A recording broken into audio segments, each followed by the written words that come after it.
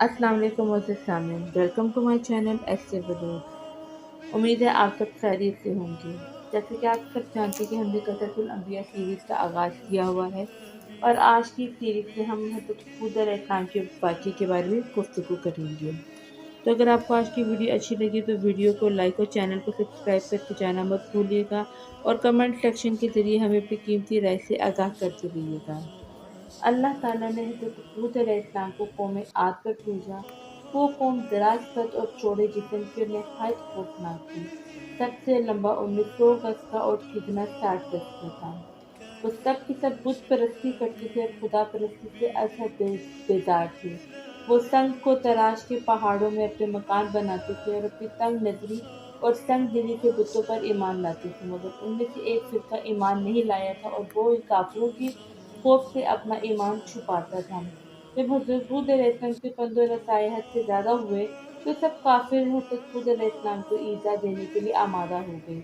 जो लोग इन पर ईमान ला चुके थे उन्होंने हज़रत हूद अलैहिस्सलाम को उस बात की इत्तला कर दी तो हज़रत हूद अलैहिस्सलाम ने जनाब बारी ताला ने इन कुफ़ारों के वास्ते बद्दुआ की और इस बद्दुआ के नतीजे में बरसात मौकूफ़ हो गई और ज़राअत सूख गई। तकरीबन 7 बरस तक वो काफिर कहत की बला में गिरफ्तार हुए और भूखों प्यास के मारे पानी से और जिंदगी से बेजार हुए। आद अरब के कदीम कबीला या उम्मे सामिया की साहिब क़ुव्वत और इक़्तिदार अफ़राद जमात का नाम है। अरब के कदीम बाशिंदे कसरत अफ़राद व कबाइल के एतबार से एक बाअज़मत व सतूर जमात की हैसियत में थे, जो अरब से निकलकर शाम, मिस्र और बाबुल की तरफ बढ़े और वहाँ ज़बरदस्त हुकूमतों की बुनियादें कायम की। आद का ज़माना तकरीबन 2000 कबल हज़रत मसीह अलैहिस्सलाम माना जाता है और कुरान अज़ीज़ में आद को मन बाद कौम नूह कहकर कौम नूह के खलीफा में शुमार किया जाता है। उससे भी यही साबित होता है कि शाम की दोबारा आबादी के बाद उम्मे सामिया की तरक्की आद ही की तरफ से शुरू होती है। ये लोग अरब के इलाके अहकाफ, यमन और अमान के दरमियान रेगिस्तानी खित्ते में आबाद थे। अल्लाह ताला ने उन्हें जिस्मानी ताकत और लंबी उम्रें अता की थी। वो बड़े बड़े महलात और मजबूत इमारतें बनाया करते थे। गुरूर और तकब्बुर में मुब्तला होकर उन्होंने अल्लाह ताला को भुला दिया और बुत परस्ती शुरू कर दी। अल्लाह ताला ने हज़रत हूद अलैहिस्सलाम को उन्हीं की कौम में नबी बनाकर भेजा। आपने कौम आद को नसीहत की कि सिर्फ अल्लाह की इबादत करें और बुतों को छोड़ दें। आपने फरमाया सूरह हूद में आयत नंबर 50 में अल्लाह ताला का इरशाद पाक है कि हज़रत हूद अलैहिस्सलाम ने फरमाया तर्जुमा, ऐ मेरी कौम अल्लाह की इबादत करो, इसके सिवा तुम्हारा कोई माबूद नहीं, तुम झूठ गढ़ने वाले हो।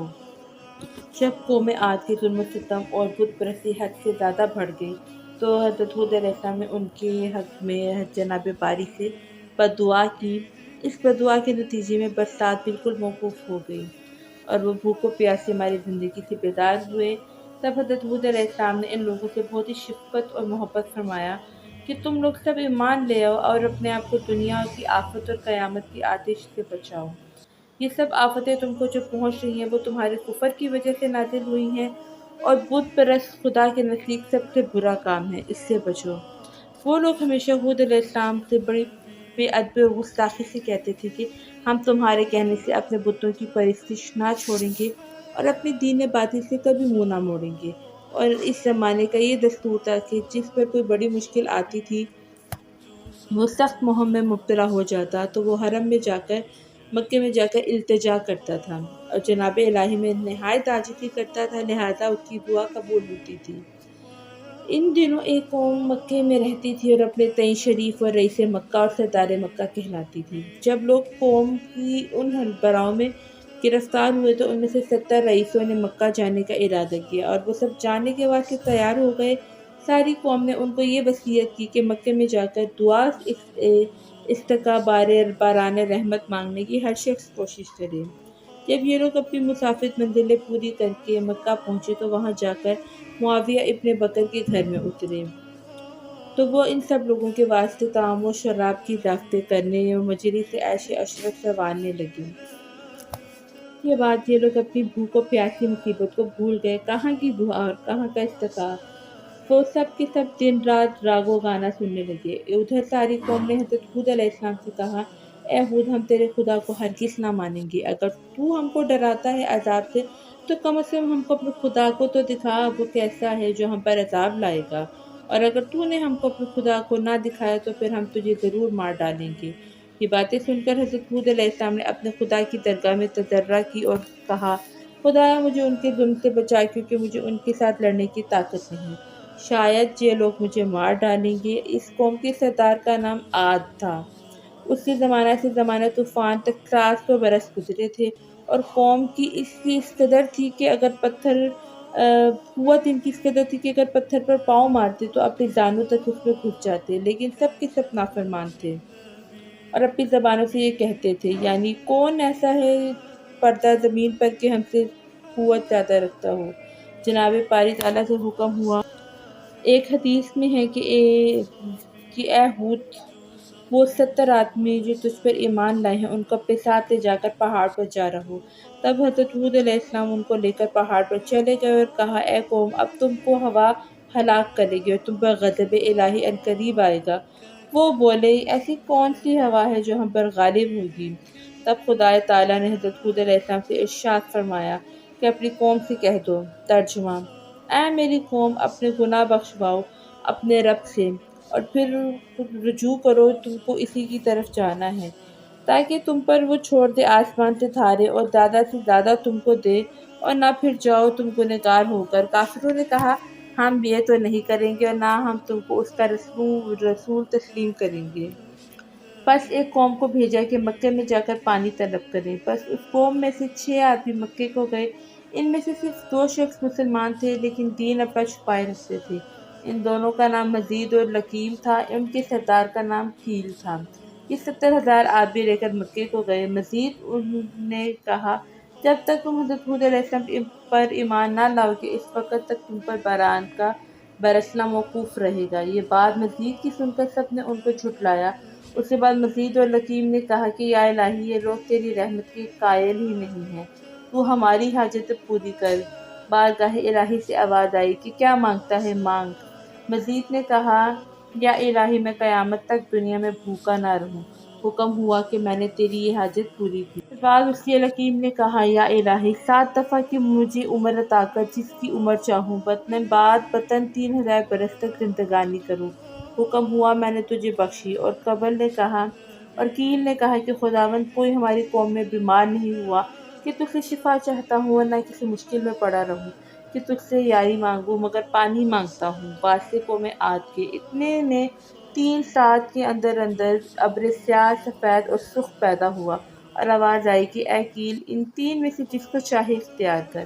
تب کیل نے دل میں سوچا کہ ابر سفید اور سرخ میں پانی نہیں ہوتا، مگر ابر سیاہ پانی سے خالی نہیں ہوتا، لہذا اس کو اختیار کیا۔ اللہ تعالیٰ کے حکم سے ابر سیاہ ساتھ ساتھ اس کی منزل مقصود کو جا پہنچا۔ وہب ابن منبع نے روایت کی ہے کہ 7ویں زمین پر ایک ہوا ہے، اس کا نام ریح القیم ہے، اور 70,000 زنجیروں سے اس کو باندھ رکھا ہے، اور 70,000 فرشتے اس پر محافظ اور موکل ہیں۔ جب قیامت کا دن ہوگا وہ ہوا چھوڑی جائے گی اور وہ اتنی تیز ہوگی کہ پہاڑوں کو مانند ریزہ ابر ریشم کے اڑا دے گی، اور آسمان بھی گر پڑے گا اور اس کے ٹکڑے ٹکڑے ہو جائیں گے اور وہ روئی کے غاروں کی مانند اڑتا پھرے گا، جیسا کہ اللہ تعالیٰ نے فرمایا، اور پھر جب پھونکیں گے نرسنگے میں ایک پھونک اور اٹھائی جاوے گی زمین اور پہاڑ ٹپکے جائیں گے، ایک چوٹ اس دن پڑے گی ہو پڑنے والی اور پھٹ جائے گا آسمان، پھر اس دن وہ سست ہوگا۔ حکم ہوا کہ اے فرشتوں، وہ ہوا قوم عاد پر کچھ دیر کے واسطے چھوڑ دو۔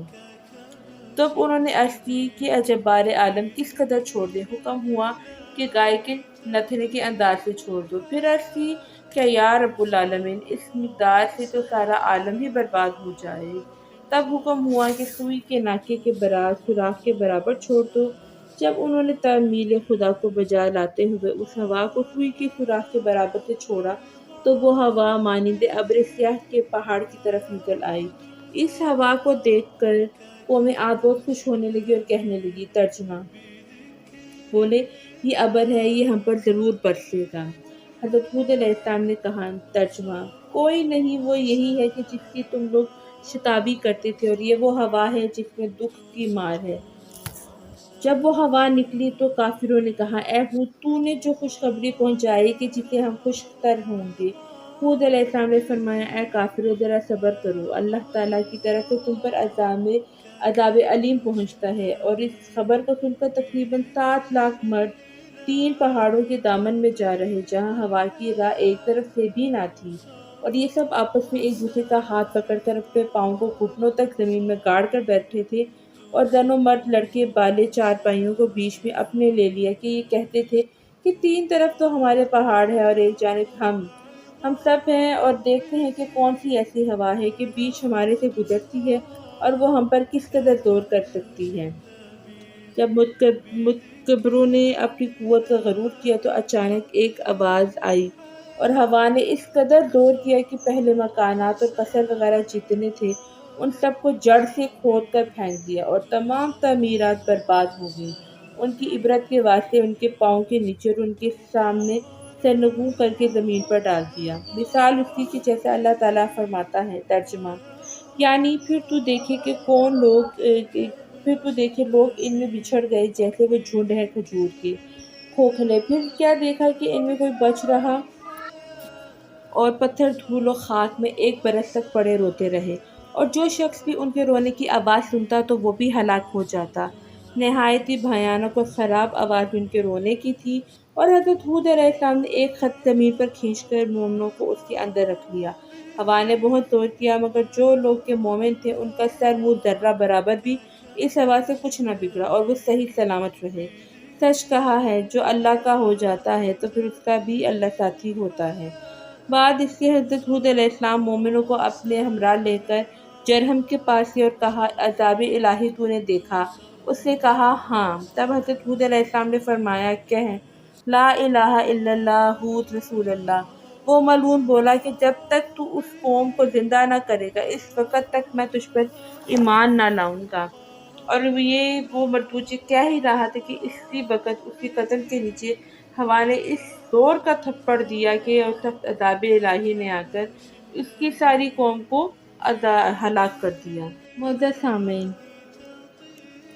قرآن مجید کی سورہ الحاقہ آیت نمبر 6 سے 7 میں اللہ تعالیٰ کا ارشاد پاک ہے، اور آج کو ہم نے ہلاک کیا تیز و تند ہوا کے ساتھ جو ان پر لگاتار 7 رات اور 8 دن تک مسلط رہی۔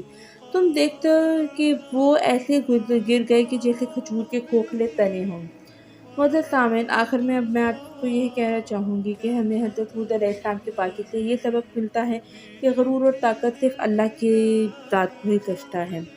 اللہ کی نافرمانی اور شرک تباہی کا سبب بنتا ہے۔ صبر اور ایمان رکھنے والے ہی نجات پاتے ہیں۔ تو آخر میں آپ سب سے دعا ہے کہ اللہ تعالیٰ سے دعا کریں کہ اللہ تعالیٰ ہم سب کو بھی ایمان کامل کی توفیق عطا فرمائے کہ ہم شیطان کی راہ نہ اختیار کریں۔ جزاک اللہ۔